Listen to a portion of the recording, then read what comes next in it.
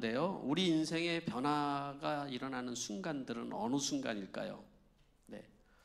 사람들은 좀 인생을 좀 잘 살아보려고 나름대로의 많은 노력을 합니다. 제가 이 설교를 준비하면서 자기 인생이 좀 새로워졌으면 하는 마음으로 자기 이름을 바꾸겠다고 개명 신청을 한 사람들의 사례를 보게 되었습니다. 근데 제가 이 이름들을 보다가 정말 혼자 이렇게 막 깔깔깔 웃으면서 아주 뒤집어졌습니다. 너무 이름들이 특이해서 아마 여러분들은 들어볼 수도 있겠지만 그 중에 몇 개를 제가 골라서 한번 읽어 드릴 테니까 한번 보세요. 가나다 순입니다. 이름이 김골골이에요. 왜 이렇게 졌는지 모르겠어요. 김골골.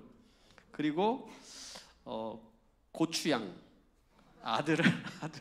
아들을 간절히 원했던 것 같아요. 네. 그리고 마진가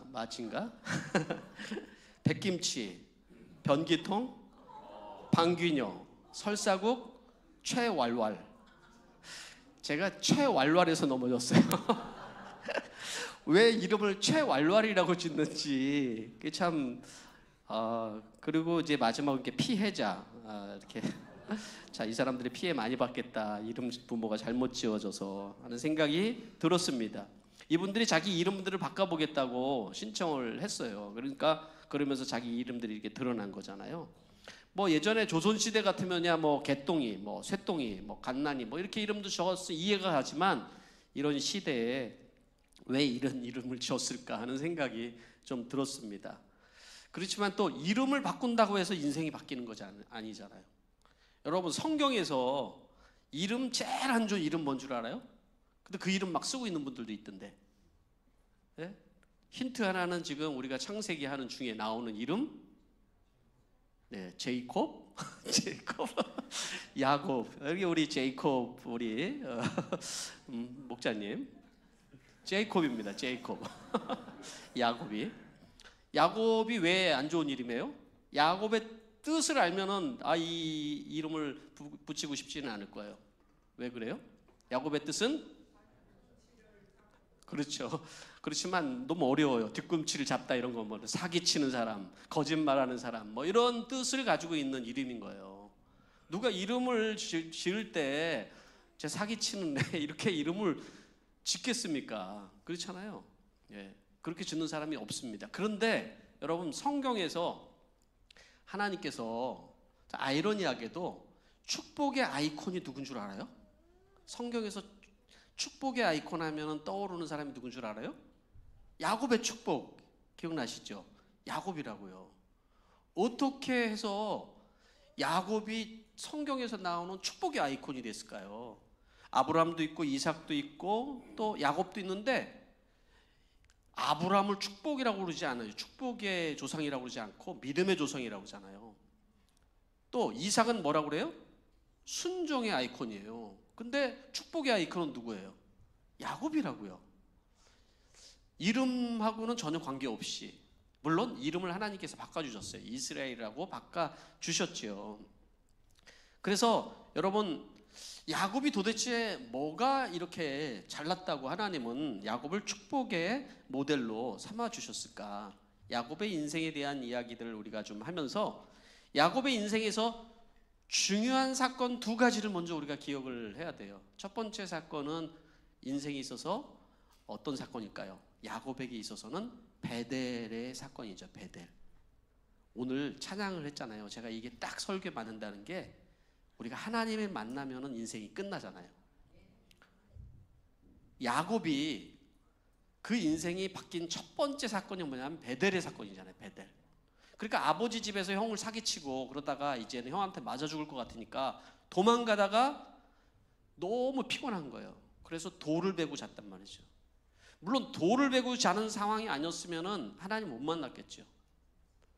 돌을 베고 자다가 하나님을 만났어요. 하나님께서 그 야곱에게 뭐라고 말씀하셨냐면은 야곱에게 나타나서 내가 어디로 가든지 너를 떠나지 않을 것이며 내가 너와 약속한 모든 것을 내가 다 이루어주겠다고 창세기 28장 15절에 보면은 기록을 하고 있단 말이죠.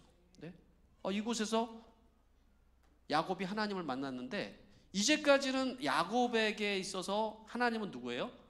아브라함 자기 할아버지가 만났던 하나님, 또 자기 아버지 이삭이 만났던 하나님, 그러나 나의 하나님은 아니었던 거죠. 모태신앙들 있잖아요. 모태신앙들은 우리 아버지 하나님이지 우리 엄마의 하나님이지 내 하나님은 아닌 거죠. 근데 모태신앙이 뒤집어지려면 자기가 만나야 되는 것처럼, 바로 이 야곱이 이 곤고함 속에서 하나님을 만나고 나의 하나님이라는 고백을 하거든요. 나의 하나님. 이게 야곱의 일생에 있어서는 하나님을 만나서 우리로 얘기하면 거듭난 사건이죠. 중생한 사건이에요. 예수를 믿고 변화된 사건이 이 첫 번째 사건이란 말이죠. 그런데 야곱이 이렇게 예수를 믿고 변화가 됐지만, 그렇지만 가치관이 바뀐 건 아니에요. 예수 믿는다고, 예수 영접했다고 사람의 삶의 가치관이 다 바뀌었으면은 정말 교회가 천국이 됐겠죠. 그러나 예수를 믿으면서도 여전히 그러나 가치관이 바뀐 건 아니에요. 야곱은 이제 삼촌 집에서 20년이라는 세월 동안에 그곳에 들어가서 삽니다. 그런데 가치관은 하나도 안 바뀌었어요. 자기 욕심과 자기의 노력으로 결국은 거부가 되긴 했지만, 그러나 여전히 야곱은 하나님보다 돈이 더 좋은 사람이에요. 하나님보다 어떻게 보면은 자기가 잘 사는 것이 더 관심이 많은 사람이죠. 우리 다 마찬가지로 아마 그럴 거라는 것이죠. 근데 야곱에게 있어서 정말로 큰 변화의 사건이 한 사건이 더 있어요. 그게 바로 오늘 본문에 나오는 사건인 거죠. 오늘 본문의 사건을 한마디로 요약을 하면은 분이엘의 사건이다, 이렇게 얘기를 할 수 있어요. 분이엘의 사건. 그의 인생의 가치관이 완전히 바뀌고, 그는 복을 잡기 위해서, 어떻게 보면은 세상의 부를 잡기 위해서 쫓아가던 그가 이제 하나님을 완전히 꽉 잡는 사건이 바로 이 분이엘의 사건이다 얘기를 할 수 있는 거예요. 20년이라는 시간 세월을 삼촌 집에 있다가 이제는 그가 이제 고향으로 가야 되겠다는 마음이 들었고, 하나님도 너는 이제 네 고향으로 돌아가라라고 말씀을 하십니다. 아마 야곱이 이제까지 이룬 부나 또 명예나 또 삶의 이런 20년 동안 이룬 걸 하면 어디 가도 잘 살 거예요, 야곱은. 그런데 야곱은 어디로 가려고 결정을 하냐면 가나안 땅으로 가야 되겠다고 결정을 해요. 왜 그랬습니까? 이유가 왜 그래요? 딴 데 가서 살아도 잘 살 수 있는데 가나안으로 가야 되겠다. 그 이유는 뭐냐면 그곳이 언약의 땅이, 하나님께서 약속하신 땅이었기 때문에 그래요. 가치관이 바뀐 것은 아니지만 그래도 그가 천국을 향해서 또 그의 믿음은 변치 않고 살아가야 된다는 것은 알고 있었던 것이죠. 그래서 그는 말씀을 따라서 가나안 땅으로 가는데, 문제가 뭐예요? 그 가나안 땅으로 가는 길에 자기 형, 자기를 죽이려고 했던 그 형이 있다라는 거예요. 사람을 보내니까 정말로 400명의 칼제비를 앞세워서 자기를 죽이러 온다는 소문이 들린 거예요. 엄청난 고민이 생겼을 거 아니에요. 그래서 야곱은 자기 재산을 둘로 나눕니다. 만약에 형이 한쪽을 치면은 내가 한쪽이라도 건져야 되겠다 하고 둘로 나눕니다. 그거 가지고 직성이 안 풀려서 어떻게 하면 형의 마음을 살 수 있을까 해서 많은 선물을 준비해서 형에게 보내보기도 합니다. 그래도 마음이 편하지가 않은 거예요. 야곱은 어떻게 보면 경영학의 귀재인 거예요. 자기 계산과 자기의 어떤 그 전략대로 안 되면은 잠을 못 자는 사람. 그리고 어떻게 해서든지 그 목적을 이뤄가는 사람인데 그날 밤은 잠을 잘 수가 없는 거예요. 그래서 오늘 여러분들이 읽은 바로 21절에 그렇게 시작을 하고 있어요. 21절에 그날 밤에 야곱은 일어나서 이렇게 시작을 하고 있어요. 그날 밤에. 그게 무슨 말이에요? 잠을 자다가 일어났다고요. 잠을 자다가, 여러분 일어나 보셨어요? 잠을 자다가 일어나면 뭐예요? 무슨 일이 있으니까 일어나는 거잖아요. 잠이 안 오는 거예요. 잠을 잘 수가 없는 거예요. 그래서 그가 잠자고 있는 자기 식솔들 다 깨워가지고 그 밤에 다 건너보냅니다. 그리고 23절 보니까 뒤에 홀로 남았는데 라고 얘기를 하고 있습니다. 홀로 남았다. 야곱이 홀로 남은 것입니다. 이제까지 야곱은 별로 홀로 남았던 시간이 별로 없어요. 하나님을 만났던 그 베델에서는 혼자 홀로 남아서 하나님을 만났던 시간이 있지만 그 뒤로는 정말 열심히 나름대로 살았어요. 열심히 일하고 열심히 가족을 챙기고 앞뒤 안 돌아보고 성공하기 위해서 달려가고 계속 달려갔던 것이죠. 그러니까 홀로 뭔가를 생각한다, 혼자 있다, 이런 시간들이 별로 없었어요. 그런데 그날 밤만큼은 자기 인생에 정말 큰 문제 앞에서 잠이 안 오는 거예요. 그리고 야복강을 모든 가족들과 그리고 자기의 재산을 다 넘겨보내고 자기는 못 건너가겠는 거예요. 자기는. 그리고 그 자리에 있는데 오늘 성경에 보니까 어떤 사람이라고 나와요. 근데 성경에는 하나님이라고도 하고 천사라기도 하고 천사가 보는 사자라고도 하고 해석이 각각 다르지만 우리는 하나님이 보낸 사람이다. 그는 곧 하나님과 싸움을 하는 것이죠. 말하자면 하나님이 보낸 사람. 어떤 사람이 나와서 그와 씨름을 하는 장면이 이제 나오게 돼요. 어떤 내용인지는 정확하게 알 수 없지만 씨름을 합니다. 그리고 야곱이 얘기를 해요. 저를 축복해 주세요. 저를 축복해 주지 않는다면 전 보내지 않겠습니다. 이렇게 매달립니다. 한 번도 야곱은 뭔가에 매달려 본 적이 없는 사람이에요. 자기 계산과 자기 전략대로 살아갔지 자존심 상하게 누군가에게 매달려가지고 이렇게 한다, 그런 적이 한 번도 없는 이 야곱이 오늘만큼은 자기의 일생일대 위기 앞에서 매달리고 있는 거예요. 매달리지 않으면 안 될 만한 그런 상황이 된 것이죠. 그리고 얘기합니다. 당신이 주셔야 됩니다. 이제까지는 내가 했는데 당신이 해주셔야 됩니다. 이렇게 매달리고 있는 것이죠. 저는 이 장면 속에서 에서와 야곱의 큰 차이를 발견합니다. 인간적으로 봤을 때는 에서가 더 멋져요. 남자답고 나이스하고 그리고 아량도 넓은 것 같고, 야곱은 늘 뭔가 좀 그래요, 좀. 그런데 이 야곱이 한 가지 잘하는 게 있어요. 이 영적인 감각이 있다는 거예요. 영적인 감각이. 내가 지금 이 시간에 붙들어야 된다, 이 마음이 있는 거죠. 지금 하나님을 내가 붙들어야 된다, 이 마음이 지금 야곱에게는 있는 거죠. 에서는 그런 마음을 한 번도 가져본 적이 없는데 야곱이 다른 것은 내가 이 시간에, 내가 이 상황에서 내가 하나님을 붙들어야 된다라는 그런 영적인 감각이 있었던 거예요. 여러분들은 위기의 상황이나 또 삶의 위기 앞에서 여러분들은 에서가 됩니까? 야곱이 됩니까? 야곱이라고 이러면 참 축복된 거예요, 여러분. 야곱이 될 수 있게 되길 바라요. 야곱이 축복의 아이콘이 된 이유가 다 다른 데 있는 게 아니라는 거죠. 어떤 것보다도 내가 이번에 하나님을 붙들어야 되겠다라는 마음이 들었다는 것이죠. 그리고 싸움을 하는데 오늘 성경의 24절에 보니까는 도무지 그 하나님의 사자가 야곱을 이길 수가 없어서 뭘 쳤다고 그랬어요? 야곱의 엉덩이뼈, 지금 성경으로 개역개정에는 허벅지뼈, 옛날 성경에는 환도뼈. 환도뼈가 더 확 와닿잖아요. 뭔 말인지 모르지만 하여튼 확 와닿아요. 환도뼈. 우리 그렇게 배워가지고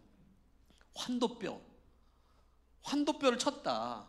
그러니까 여러분, 환도뼈가 뭘 얘기하는 거예요? 환도뼈가 사람의 이렇게 뼈 중에서 가장 큰 뼈를 하나님이 쳤다는 거예요. 하나님이. 그러니까 환도뼈는 야곱에게 있어서 어떤 의미예요? 하나님이 지금 야곱의 환도뼈를 쳤다라는 것은 어떤 의미예요? 그것은 야곱이 이제까지 자기 힘의 근원인 그 큰 힘의 근원을 쳤다라는 걸 얘기하는 거예요. 야곱은 자기 환도뼈를 믿고 살아간 사람이에요. 자기 힘을 믿고 살아간 사람이에요. 그러니까 야곱에게 있어서 환도뼈는 힘의 근원인 거죠. 지난 날을 한번 생각해 보세요. 야곱의 형을 속이고 라반을 속이고 자기 힘으로 속이고 도망하고 도주하고 그런 인생만 살았잖아요, 계속해서. 그리고 자기가 가지고 있는 그 힘으로 미래를 개척하겠다고 생각을 하고 있는데, 그러나 인생이 그렇게 내 마음대로 되지지 않잖아요. 우리 인생을 잘 한번 돌아보세요, 여러분. 살다 보면은 정말 근거 없는 자신감으로 우리가 살아가는데, 내 인생을 살아가다 보면은 나도 모르는 엄청난 위기가 내 앞에 닥치기도 하고 장애가 있기도 하고 사고가 나기도 하고 병에 들기도 하고 부도가 나기도 하고 절박한 상황들이 많이 있지 않습니까? 그런 상황들이 우리 인생인 거죠, 사실은. 네? 내 앞에 지금 당장 그것이 나타나지 않았을 뿐이지 우리는 환도뼈가 부러지는 것 같은 사건들이 많이 있죠. 내 힘의 근원이 끊어지는 것 같은, 아무것도 할 수 없는. 망해본 사람들은 다 알 거예요, 이게 무슨 말인지. 그죠? 정말 여기서 야곱은 풀뿌리라도 붙들고 어떻게 해서든지, 제가 어렸을 때 시골 갔다가 똥통에 빠진 적이 있거든요. 아시는 분 아닌데, 어린 마음에 개구리 잡으러 들어갔다 똥통에 빠졌는데, 그때는 오직 한 가지, 살아야 되겠다, 이것밖에 없을 거 아니에요. 그래서 하여튼 뭐든지 잡고 나왔단 말이죠. 자꾸 나갔어요. 아마 그 심정이었을 것 같아요, 야곱이. 내가 어쨌든 간에 이번에 내가 놓으면 안 되겠다, 그 마음으로 그가 하나님을 붙들었다는 얘기시죠. 네? 그게 야곱의 이 영적인 감각이었다는 거예요, 여러분. 야곱이 축복을 하나님이 살 수밖에 없었던 것이라는 거예요. 그러니까 어떻게 보면 야곱에게 인생의 문제는 지금 형의 문제가 아니고 자아가 깨져야 되는 문제일 수도 있는 거예요. 내 힘의 근원이 깨지기 전에 내 자아가 깨지는 거죠. 하나님, 나 좀 더 살려주세요. 누구한테 한 번도 내가 살려달라는 얘기를 해본 적도 없고 내 힘으로 살았던 그가 환도뼈가 깨지는 그런 사건을 통해서 그는 무너지기 시작을 한 것이죠. 그렇지만 환도뼈가 무너졌어도 그는 하나님을 놓지를 않는 거죠. 저는 여기에서 복음이 무엇인지를 발견해요. 복음이 무엇인지. 야곱은 지금 다 가졌잖아요. 야곱의 인생에 있어서는 재물을 가졌죠, 명예를 가졌죠, 사랑을 가졌어요. 모자란 게 없어요. 거부가 됐다고 성경은 소개를 하고 있단 말이죠. 그런데 그는 지금 살려달라고 얘기를 한다고요. 살려달라고. 네. 이대로 있다가는 내가 죽겠습니다, 하나님 살려주세요 라고 지금 얘기를 한다는 거죠. 그러면 여기서 얘기하는 그 축복이라는 것이 무엇을 얘기하는 거예요? 뭘 얘기하는 걸까요? 축복을. 야곱이 지금 나에게 축복해 주세요 라고 얘기하는 그 축복이, 여러분이 똑똑하면 알 거예요. 저 하나님, 저한테 지금 재물이 더 필요합니다. 하나님, 지금 저는 명예가 더 필요합니다. 제가 지금 뭐 필요하거든요. 지금 그거 구하는 거 아니잖아요. 지금 하나님이 나를 축복해 주시지 않으면은 저는 살 수가 없습니다 라고 할 때 이 축복은 뭘 얘기할 거예요? 저는 이 축복은 바로 야곱에게 있어서 나를 살려주세요, 바로 구원을 얘기한다고 믿습니다. 구원이잖아요, 구원. 하나님, 나를 구원해 주세요, 이거죠. 야곱에게 있어서는 그 어떤 것보다도 그가 사는 것이 우선이었던 거죠. 사는 것이. 우리가 여러분 정말 예수를 믿고 살아갈 때 예수를 믿음으로 인하여서 많은 복을 얻어요. 정말 재물을 얻기도 하고 명예를 얻기도 하고 하나님의 축복을 간증하고 많은 일들을 얻을 수가 있어요. 그럼에도 불구하고 여러분, 우리가 구원을 받지 못한다면 그것이 축복이 되는 것이 아니잖아요. 네? 그래서 여러분들이 예수를 믿고 내가 거듭난 첫 번째 사건, 그 사건을 통해서 우리가 얻는 거는 바로 내가 구원을 받았다는 거예요. 네? 그 구원을 받았다는 거예요. 그것을 야곱이 뼈저리게 느끼는 거죠. 구원만큼 귀한 것이 없구나, 내가 사는 것만큼 귀한 것이 없구나 하고 그의 고백이 이렇게 나오게 된 거죠. 그가 엎드린 거죠. 그때 하나님이 묻습니다. 내 이름이 뭐냐? 하나님이 야곱의 이름을 몰라서 물어봤을까요? 저는 지금 팔레스타인 지역에 야곱이 누군지 다 소문났어요. 지금 어떻게 살았는지 야곱을 알기 때문에 다 소문났는데 네 이름이 뭐냐 이렇게 묻는 게 아니죠. 지금 너의 그 근원이 뭐냐, 너의 정체성이 뭐냐, 이런 거 물어보는 거잖아요. 너가 어떻게 살아왔냐 도대체, 네 지금 이제까지 살아온 방식이 어떤 방식이었냐. 하나님이 이름을 물어볼 때는 그 이름을 궁금해서 물어본 것이 아니라 그가 스스로 죄인의 정체성을 인정하기를 원했던 거죠. 내 죄의 정체성을 인정하기를. 야곱이 얘기합니다. 하나님, 저는 죄인입니다. 저는 야곱입니다. 이렇게 얘기를 해요. 야곱입니다. 그러니까 저는 속이는 자입니다. 저는 사기꾼이었습니다. 저는 내 힘으로 살아가려고 애쓰는 야곱입니다. 이렇게 얘기를 합니다. 그때 하나님께서 뭐라고 말씀해요? 너는 이제 나와 겨루어 이겼기 때문에 네 이름을 더 이상 야곱이라고 하지 말고 내가 이스라엘이라고 내가 얘기해 주겠다. 이스라엘이라는 뜻은 하나님과 겨루어서 이겼다는 거예요. 하나님과 겨루어서 이긴 게 하나님이 야곱에게 진 게 아니라 하나님 져주신 거죠. 야곱을 변화시키기 위해서 져주신 거죠. 그의 세상의 것들을 붙들려고 그렇게 했던 그것이 소용이 없다는 것을 깨닫고, 그리고 하나님을 붙들은 그에게 진정한 변화가 여기서부터 나타나기 시작한 거죠. 우리는 거듭난 다음에 우리의 삶이 온전히 거듭나지 않고 세상 가치관으로 살아갈 때 우리는 하나님은 우리를 그냥 내버려 두는 것이 아니라 충분히 우리를 훈련시키시는 것 같아요. 그런 다음에 우리를 변화시키는데, 이 변화를 뭐라고 얘기를 하냐면 우리는 회심이라고 얘기를 하는 거죠. 회심. 거듭난 다음에 나타나는 현상은 회심이라는 거예요. 가치관이 온전히 바뀌는 사건. 내 인생에 온전히 내가 하나님만 붙들고 살겠습니다. 이 고백인 거죠. 야곱의 고백인 거예요. 그거는 하나님, 내가 죄인인데 이제 하나님만 내가 붙들고 살겠습니다. 바로 그 고백을 지금 하고 있는 거죠. 그게 이스라엘인 거예요. 이스라엘의 백성의 근원이기도 한 거죠.